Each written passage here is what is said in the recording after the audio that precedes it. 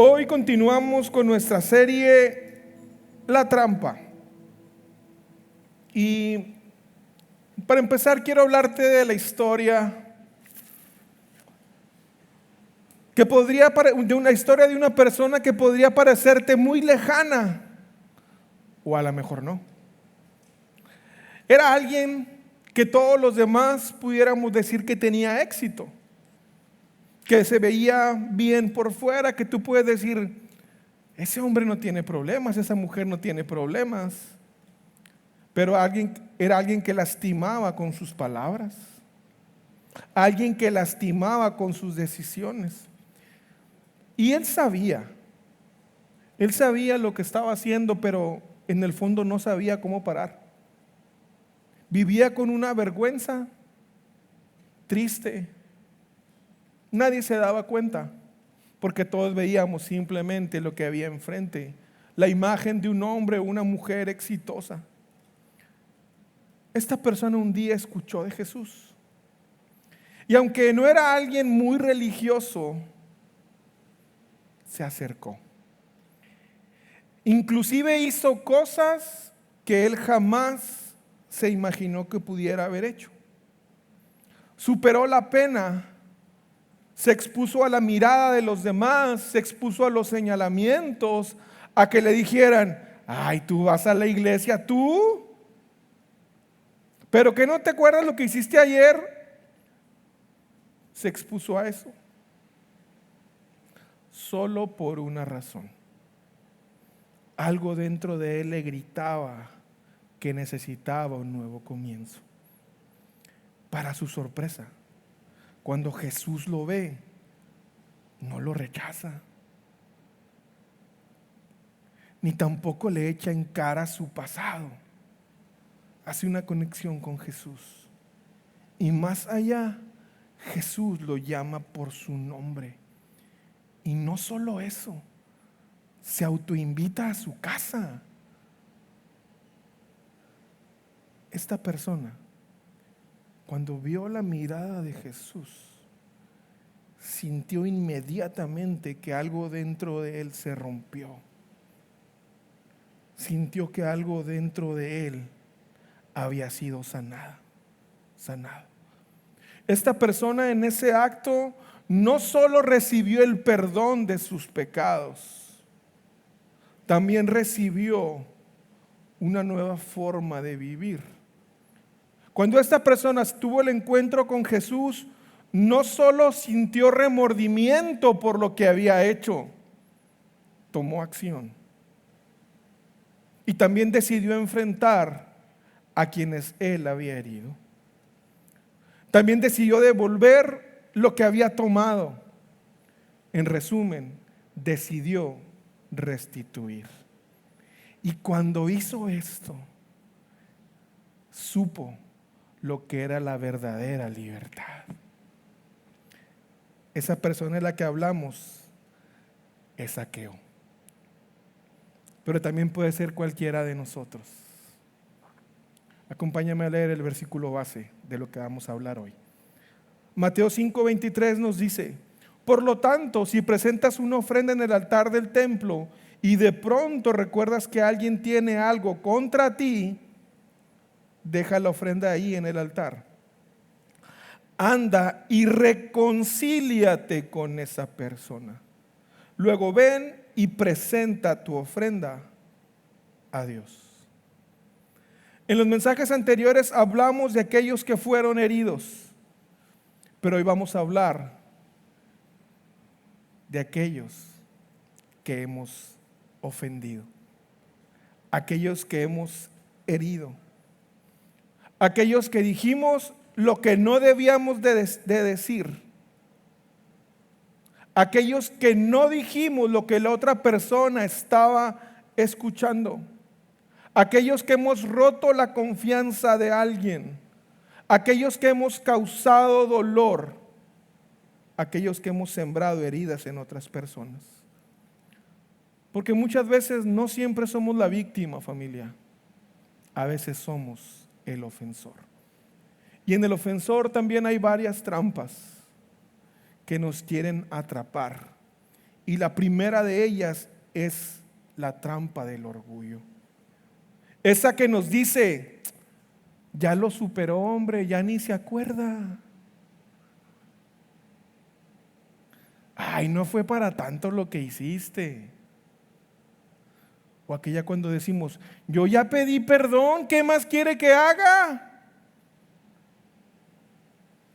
Se nos olvida que el verdadero arrepentimiento no se mide por lo que decimos, sino por cómo vivimos. Vamos a hablar de esas veces que no basta solo con sentir culpa. Hay que demostrar un cambio. Hay que reparar el daño. Y lo más importante, hay que restituir. ¿Qué es la restitución? Es corregir el mal que se ha hecho. Tal vez consista en corregir una falsedad, corregir algo que dijimos que era incorrecto, o también puede ser restaurar una propiedad dañada o alguna robada. El personaje del que empezamos a hablar es mencionado en Lucas 19:8 cuando dice, mientras tanto, Zaqueo se puso de pie delante del Señor y dijo, Señor, daré la mitad de mi riqueza a los pobres, y si estafé a alguien con sus impuestos, le devolveré 4 veces más. Las leyes de Moisés en el Antiguo Testamento eran muy claras en el aspecto de la restitución. Cuando había cosas que tú habías robado, o había cosas que habías dañado, o cosas que se habían perdido, y la restitución variaba desde una sencilla indemnización hasta pagar 4 veces la restitución. ¿Cuánto dijo Zaqueo que iba a devolver? Hasta 4 veces. El encuentro que Zaqueo tuvo con Jesús lo sacudió de tal manera que dijo, ¿sabes qué, Dios? Yo sí estoy en serio. Si hay alguien que yo ofendí, yo no voy a estar jugando. Yo no simplemente estoy diciendo esto para quedar bien, para salir del problema. Hasta 4 veces Zaqueo estaba dispuesto a restituir. Porque la restitución es un componente indispensable del arrepentimiento. Cuando la salvación llegó a Zaqueo, el amor que él recibió, el amor que él vio de Jesús, reemplazó el egoísmo que había en él. Reemplazó la soberbia, reemplazó el orgullo que había en él. Y lo impulsó a dar hasta la mitad de sus bienes a los pobres. La palabra restitución en griego tiene como base la palabra aceptación. El restituir indica que yo estoy aceptando lo que hice. Y en hebreo tiene como base las palabras cumplir, pagar y volver. En la Biblia, la restitución es aceptar y pagar la ofensa. ¿Para qué? Para poder volver a estar bien. ¿Entre quiénes? Entre quien se ha separado por la ofensa. ¿Cuándo debo restituir? ¿Cuáles son las razones que a mí en la Biblia me indican que debo restituir? Número 1, por mis crímenes cometidos, por los errores que yo cometí. Si robas en un negocio, que espero que no lo hagas, debes restituir lo que robaste. Restituir el material que robaste. Pero no solo eso, debes regresarlo con interés, porque si no, pues sería un préstamo, ¿verdad? No, aquí está, ya te lo devolví, ¿no? Es lo que quitaste, más un interés. También debo restituir cuando hay una pérdida accidental.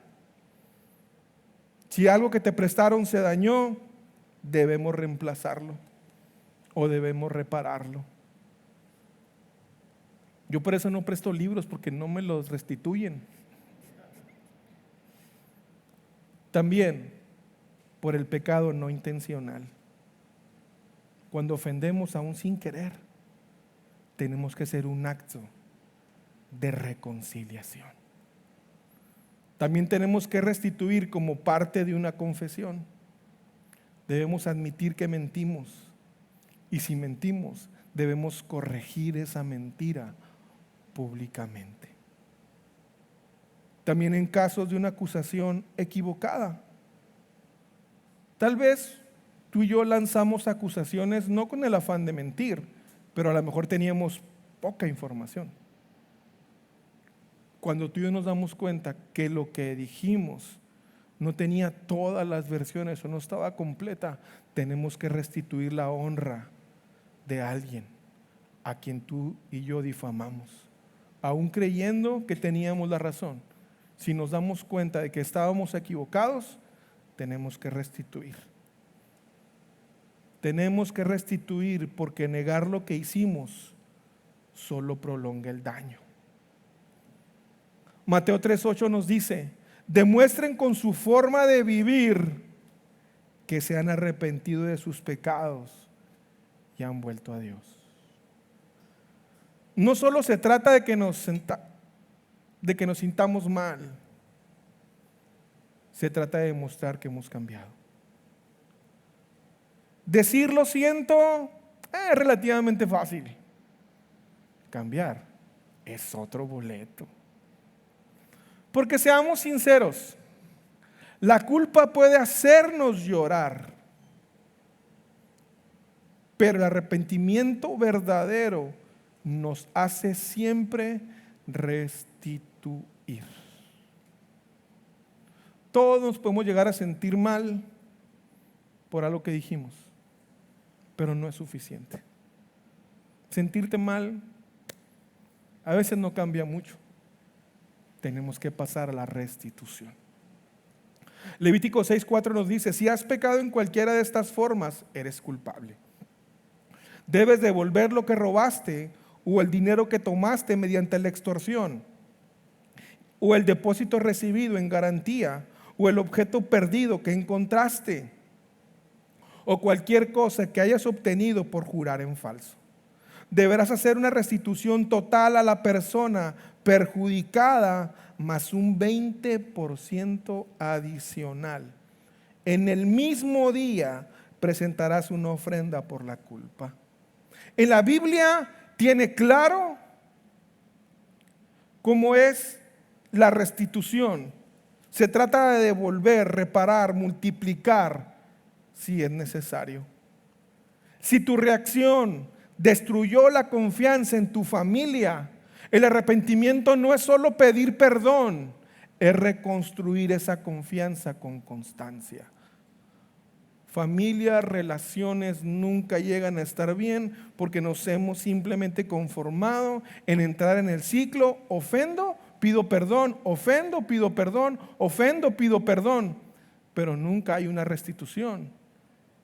Y yo puedo llegar a creer que tú y yo nunca vamos realmente a cambiar hasta que no estemos conscientes y restituyamos. Porque si no, se vuelve una maña. Como simplemente es: lo siento y tienes que perdonarme, así nos han dicho. Y más aún en nuestra cultura mexicana, nadie nos enseña a pedir disculpas. Nadie. Siempre nos han enseñado a estar en el lado de la víctima. Que a mí se me tienen que pedir disculpas. A mí es el que me ofendieron. Nadie nos ha enseñado cómo es que debemos pedir disculpas y cómo debemos restituir. Aquí necesitas no solo pedirle perdón, sino demostrarle un cambio. ¿Qué acción concreta tienes que tomar esta semana? Y siendo honestos, muchas veces tú y yo no restauramos las ofensas que cometemos porque nunca nos gusta ser confrontados. Es que mientras nadie me diga nada, pues como yo no sé, pues no tengo que pedir disculpas. Y por eso, algunos, yo sé que ustedes no, nos encanta cuando hay un problema, ¿sabes qué? No hablar. Hacer la ley del hielo. ¿Por qué? Porque así me protejo de que me confrontes y que tenga que pedirte una disculpa. Entonces mejor no hablamos, ¿qué te parece? Me hago el enojado, no quiero hablar de lo que pasa y como no me entero, pues no tengo que hacer nada. No soy confrontado, entonces no restituyo. Si tú y yo seguimos justificando nuestra actitud, estamos minimizando el dolor que causamos. La trampa del orgullo nos hace querer pasar la página de lo que pasó sin leer el daño que dejamos. Cuando una vez que tú y yo ya reconocimos que no basta con palabras, sí es bueno, claro, verbalizarlo. Pero el peligro, familia, de simplemente verbalizarlo y no cambiar es que tus palabras poco a poco tienen menos valor. Porque ya nadie te cree. Verbalízalo y acompáñalo de acciones. Y cuando tú y yo nos damos cuenta que no solo son palabras las que se necesitan, es cuando estamos dispuestos de dar el siguiente paso y ahora sí enfrentar el dolor que causamos. Porque el arrepentimiento sin restitución es incompleto. Zaqueo no se escondió, ¿verdad que no? Zaqueo se levantó y dijo: Jesús, aquí estoy, quiero restituir. ¿Verdad que no dijo: ay, Jesús, o sea, sí, pero es que era mi trabajo? Así somos todos los de Hacienda, digo, todos los de impuestos. ¿Verdad que no dijo eso? Ay, Jesús, es que soy hombre y a veces vengo enojado. Ay, es que soy mujer y a veces estoy de mal humor. Es que soy joven y no. ¿Verdad que no dijo eso? Se levantó y dijo: aquí estoy. Zaqueo fue directo al corazón de la herida que él había provocado. Y claro, enfrentar a quien heriste duele, pero también sana. A veces tú y yo preferimos evitar esa persona que tenemos atravesado en vez de tener una conversación que cierre una herida.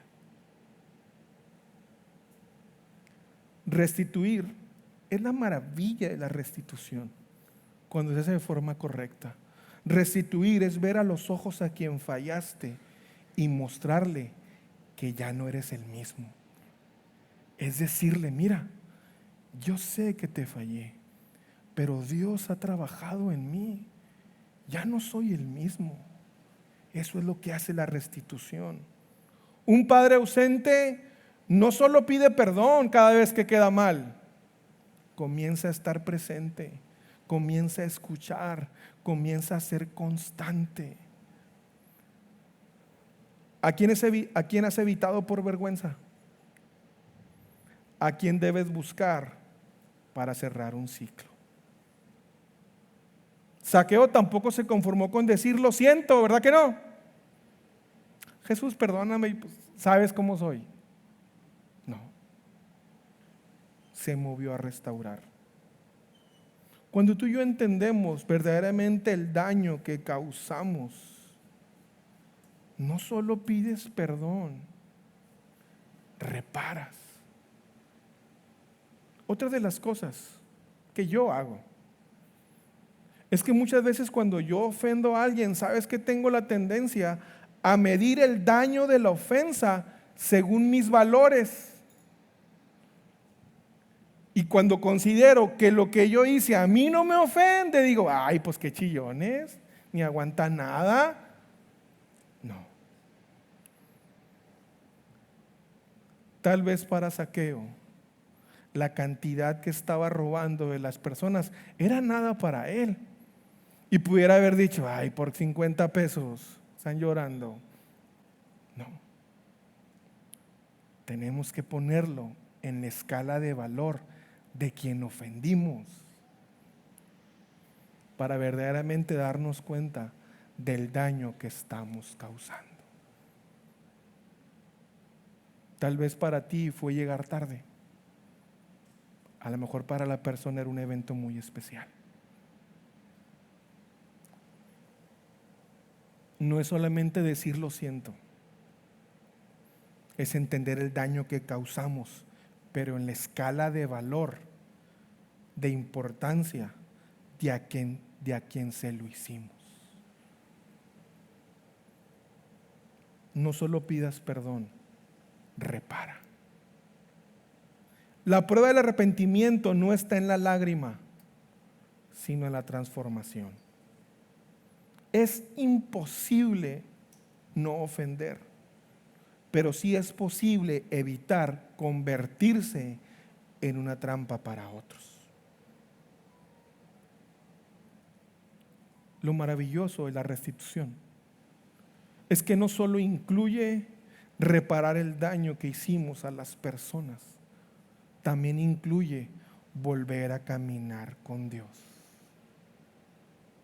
Porque el cambio verdadero se demuestra, no solo se anuncia.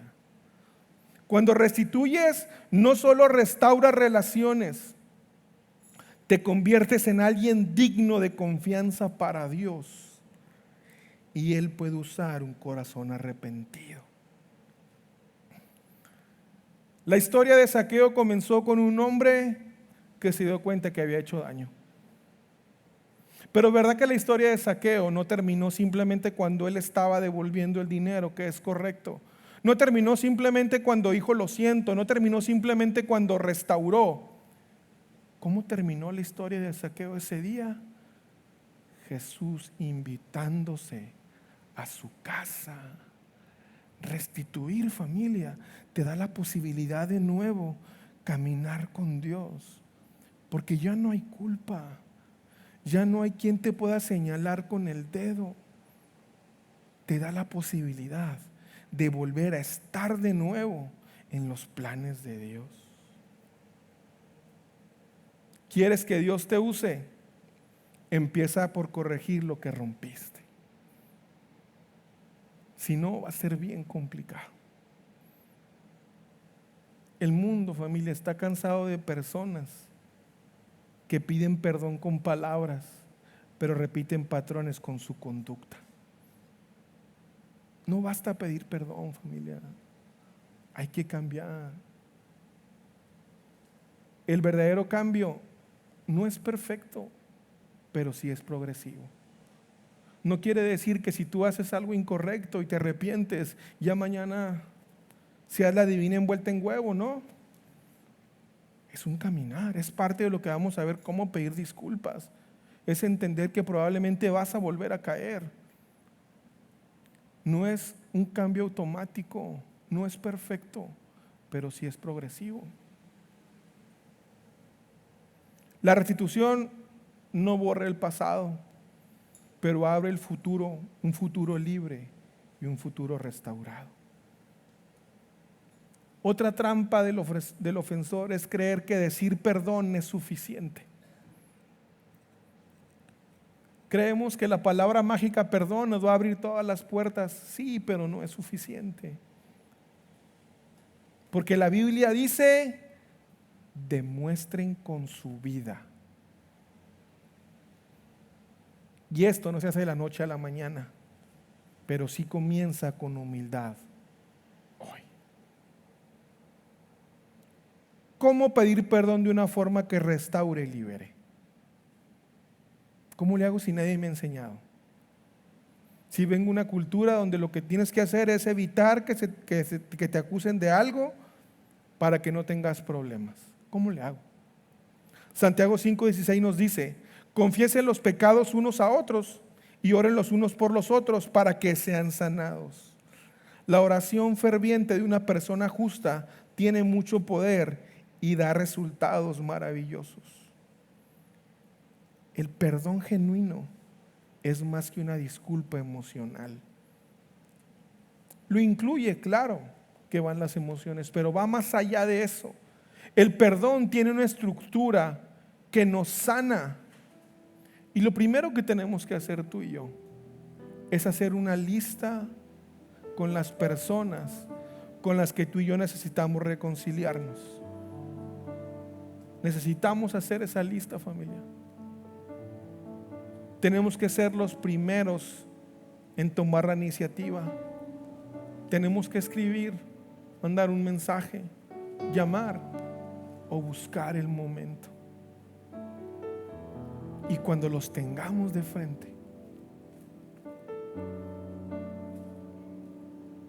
número 1, tenemos que expresar arrepentimiento. Tenemos que decir, lo siento. Tenemos que ser específico acerca de la ofensa. Tenemos que decir, lo siento por. Y no usar la clásica que todos usamos, lo siento por si te ofendí. Eso le estás diciendo, yo no creo que te ofendí en nada, creo que eres un llorón, pero tengo que disculparme porque soy cristiano. Entonces, por si alguna vez te llegué a ofender, no, si sabes por qué estás pidiendo perdón, tienes que ser específico. Lo siento por esto. Y nuestro lenguaje, nuestro tono, nuestras manos tienen que ser congruentes con lo que estamos haciendo. No es, pues pide perdón. No. Ya, hombre, ya te pido perdón. No. De frente. Lo siento por esto. No excusemos la ofensa.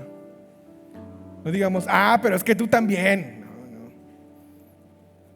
O digamos, no era mi intención. Eso no importa, papito. Ofendiste.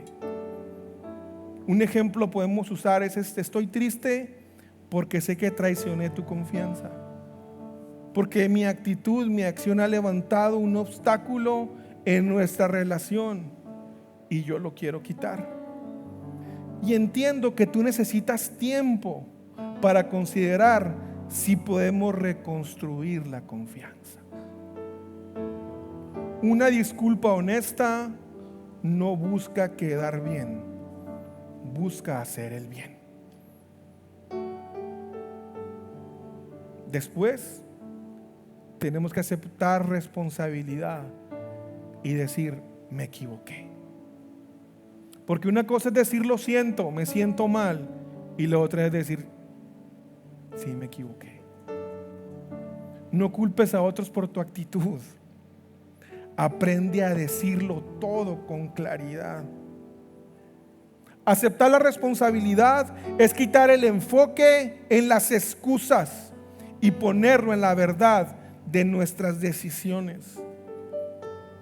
Aceptar la responsabilidad es decir, es no minimizar las cosas. No es decir, hombre, solo fue un errorcito, hombre, qué llorón eres, ni aguantas nada. Es no minimizar. Tampoco es culpar a los demás. Es decir, es que tú me provocaste, es que tú haces esto, es que tú haces lo otro. No. Tampoco es, y debemos no justificarnos. No debemos decir, es que cualquiera lo hubiera hecho. Sí, papito, pero tu esposa no está casado con cualquiera, ¿verdad que no? Es que cualquier hombre lo hubiera hecho, hombre, ¿no entiendes tú eso? Es que cualquier joven de mi edad lo hubiera hecho. No, eso no acepta la responsabilidad. Es que cualquiera en mi lugar lo hubiera hecho. No. ¿Qué podemos hacer? Es decir, sé que lo que hice estuvo mal. Quisiera darte mis motivos, pero no hay excusa alguna. Fui egoísta. ¿Sabes qué? Sí me equivoqué al no defenderte frente a mi familia. Fallé como pareja. ¿Sabes qué? Sí me equivoqué al mentirte. Y sé que eso dañó tu confianza y lo reconozco. ¿Sabes qué, hijo? Sí, no debí de haber dicho eso. perdóname. Aceptar que te equivocaste no te hace débil, te hace confiable. Número 3, tenemos que restituir. Tenemos que preguntar, ¿qué puedo hacer para arreglarlo? Restituir es devolver lo que tomaste, ya sea que haya sido algo tangible como dinero o propiedades o cosas materiales, o como algo intangible como la confianza, la dignidad o la paz. Cuando estaba en el grupo de jóvenes, conocimos a un joven que había estado en un centro de rehabilitación. A mí me llamaba la atención que él siempre se proponía para servir de noche, porque tenían que ir a cuidar como enfermos en la noche y se turnaban y tenían que ayudar al enfermo en todo lo que tú te imagines, en todo. Yo le decía, ¿por qué tú siempre estás ocupado en la noche? Está bien que sí, pero puede haber un rol, ¿no? Para que vayas con nosotros, para que... Me dijo, varón, es que él dice, yo no soy nadie pues para contradecirlo. Él dijo que era un hijo del diablo. Si lo dijo, pues yo lo creo. Es que, Aarón, yo antes de conocer a Jesús, Aarón, no sabes cuántas veces le robé la paz a mis papás en la noche que no podían dormir. Ahora me gusta que mis papás puedan dormir tranquilos y ellos sabiendo que yo estoy sirviendo a Dios. Estaba restituyendo la paz que le había quitado a sus padres. Una disculpa verdadera siempre tiene acción, siempre. Si hablaste mal de alguien, tienes que hablar de esa persona de quien hablaste mal. Volver a decirle, ¿sabes qué? Me equivoqué. Esposo, esposa, si hablaste mal de tu marido o de tu esposa, tienes que restituir. Tienes que ir a decirle, ¿sabes qué? Lo que te dije de mi esposo era mentira. Yo me equivoqué. Perdóname por meterte en algo que no te importaba, que no tenías que ver. Tenemos que restituir.